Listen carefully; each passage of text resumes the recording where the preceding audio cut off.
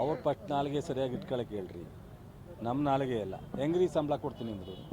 15 ಕೋಟಿ CSR ಫಂಡಲ್ಲಿ deposit ಮಾಡ್ತೀನಿ ಅಂತಂದ್ರೆ ನಾನು ಹೇಳ್ದನು, ಅವರ ಹೇಳಿದರು. ಯಾರ ಹತ್ರ ಮಾತಾಡ್ತಾರೆ ಅವರು ಅಲ್ಲೆಲ್ಲ ಹೊರಗಡೆ ಅವ್ರಂಗೆ ಕಮಿಷನ್ ಇಡೀ ರಾಷ್ಟ್ರದಲ್ಲಿ ಕಮಿಷನ್ ತಗೋತಾವ್ರ ಕ್ಯಾಬಿನೆಟ್ ಇಂಡಸ್ಟ್ರಿಯಲ್ಲಿ ಎಷ್ಟು ಫ್ಯಾಕ್ಟ್ರಿ ಹತ್ರ ಕಮಿಷನ್ ತಗೊಂಡವ್ರು ಹೆಂಗಾರೆ ಎದುರುಗಡೆ ಬಂದು ಮಾತಾಡೋಕೆ ಹೇಳ್ರಿ. ಅಲ್ಲೆಲ್ಲೋ ಪ್ರೆಸ್ಸಲ್ಲಿ ಯಾರೋ ಸಿಕ್ಕಿದಾಗ ಇಟ್ಕೊಂಡು ರನ್ ಹೇಳ್ಬಿಟ್ಟು ಹೋಗೋದಲ್ಲ, ಫಿಕ್ಸ್ ಮಾಡೋಕೆ ಹೇಳ್ರಿ ಒಂದು ದಿವಸ. ಅವ್ರು ಎಷ್ಟೆಷ್ಟು ದಿವಸದಿಂದ ಏನೇನು ಮಾಡಿದ್ದಾರೆ, ಅವ್ರು ಮುಖ್ಯಮಂತ್ರಿ ಆದಾಗ ಏನು ಮಾಡಿದ್ದಾರೆ, ಅವ್ರು ಕೇಂದ್ರ ಮಂತ್ರಿ ಆಗಿ ಏನು ಮಾಡ್ತಾ ಇದ್ದಾರೆ ಅಂತ ಗೊತ್ತಾಗುತ್ತೆ. ನನ್ನ ಹತ್ರ ಏನು ಹೇಳ್ತಾರೆ ಅವರು.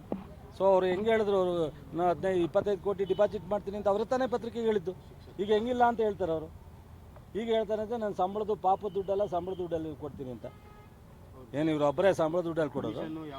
ಇವರು ಬಾಪ ಕಮಿಷನ್ ಎಲ್ಲ ಅವ್ರು ಸಂಬಳ ದುಡ್ಡಲ್ಲಿ ಕೊಡ್ತಾರೆ. ನನಗೆ ಗೊತ್ತಿಲ್ವ, ನಾನು ಅವ್ರ ಜೊತೆಲೇ ಇದ್ದವನು. ಏನೇನು ಮಾಡಿದ್ದಾರೆ ಅಂತ ಗೊತ್ತಿಲ್ವ ನನಗೆ?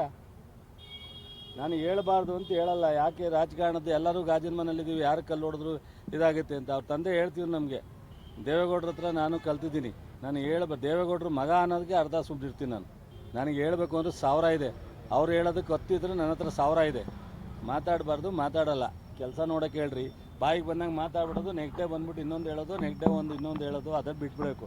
25 ಕೋಟಿ ಕೊಡ್ತೀನಿ ಅಂತ ಯಾಕೆ ಹೇಳಿದ್ರು? ಯಾವ ನಾಲ್ಗೆಲ್ಲಿ ಹೇಳಿದ್ರು? ಕಾನೂನಲ್ಲಿ ಅವಕಾಶ ಇಲ್ಲದಿದ್ಮೇಲೆ ಯಾಕೆ ಮಾತಾಡಬೇಕಾಗಿತ್ತು? ಹೇಳಿದ ಮೇಲೆ ಅದಕ್ಕೆ ಕಮಿಟ್ ಆಗಬೇಕಲ್ಲ. ಅವತ್ತು ಹೇಳಿ ಟಿ ವಿ ಮುಂದೆ ತಪ್ಪು ಅಂತ. ನಾನು ಗೊತ್ತಿಲ್ಲದೆಲ್ಲ ಮಾತಾಡ್ತೀನಿ ಅಂತೇಳಿ ಗೊತ್ತಿಲ್ಲದೆಲ್ಲ ಮಾತಾಡೋಕೆ ಮಾಜಿ ಮುಖ್ಯಮಂತ್ರಿ, ಕೇಂದ್ರದ ಮಂತ್ರಿ, CSR ಫಂಡಲ್ಲಿ ಯಾವುದು ಕೊಡಬೇಕು, ಯಾವುದು ಕೊಡಬಾರ್ದು, ಯಾವುದಕ್ಕೆ ಅವಕಾಶ ಇದೆ ಅಂತ ಗೊತ್ತಿರಲ್ಲ ಅವ್ರಿಗೆ. ಹಾಗಿದ್ರೆ ಸಬ್ಸ್ಕ್ರೈಬ್ ಬಟನ್ ಮೇಲೆ ಕ್ಲಿಕ್ ಮಾಡಿ ಹಾಗೂ ನಮ್ಮ ಹೊಸ ವಿಡಿಯೋಸ್ ಅಪ್ಲೋಡ್ಗೋಸ್ಕರ ಪಕ್ಕದಲ್ಲಿ ಕಾಣುವ ಬೆಲ್ ಬಟನ್ ನಮ್ಮೆಲ್ಲ ವಿಡಿಯೋಗಳನ್ನ ಲೈಕ್ ಮಾಡಿ, ಶೇರ್ ಮಾಡಿ ಹಾಗೂ ಕಮೆಂಟ್ ಮಾಡಿ.